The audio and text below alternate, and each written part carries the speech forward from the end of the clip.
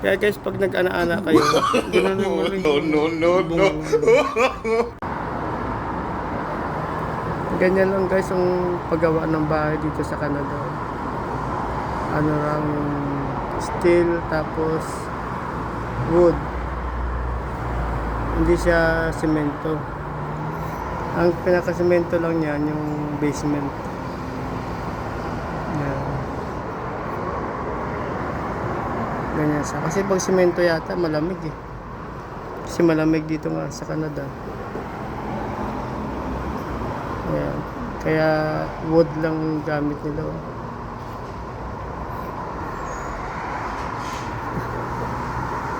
Yan yung pangit sa Canada guys eh, yung bahay dito. Kasi pag alam nyo guys, yung hindi ko lang nagustuhan dito sa Canada, yung sa bahay, yung kasi pag nasa loob ka ng kwarto, dinig mo yung kung ano ang salita sa kabilang kwarto. Kumbaga, kasi ano, ang pagitan nyo is wood lang. Walang concrete. Kaya kung anong ingay doon sa kabila, naririnig mo. Kaya kung mag-ana-ana kayo, gagawin na, tatakpan mo na yung bunganga mo.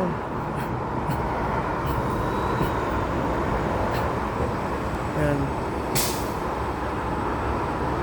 Kasi maririnig ka, bawal maingay. Lahat ng ginagawa nyo na nag-ana-ana kayo, maririnig nila.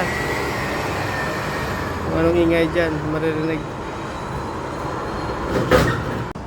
Kaya guys, pag nag-ana-ana kayo, gano'n mo no. Tsaka lahat ng ingay, maririnig talaga nila.